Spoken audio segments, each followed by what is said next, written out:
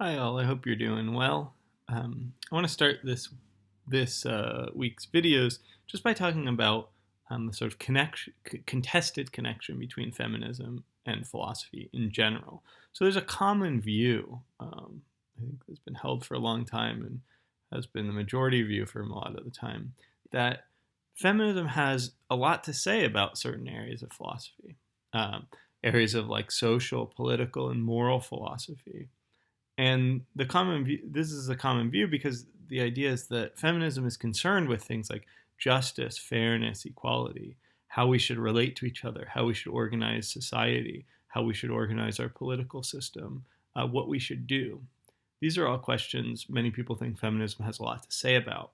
And so they think this is where sort of feminism fits in philosophy, as opposed to uh, other areas where it doesn't have anything particularly distinctive to say. Areas like metaphysics, epistemology, maybe philosophy of language, perhaps philosophy of mind, philosophy of religion, things like this, where you might think that there's nothing, since feminism's concerned with things like justice, fairness, equality, those don't really have anything to do, you might think, with metaphysics and epistemology, with philosophy of language and philosophy of mind.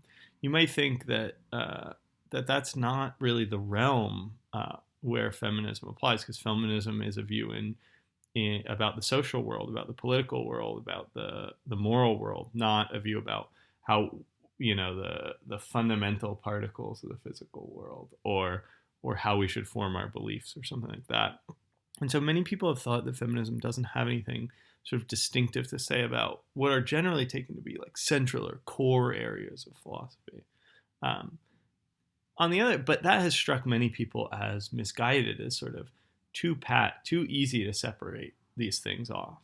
And so there's a very popular, I think increasingly popular alternative view that says that feminism can be important in all areas of philosophy, at least in principle.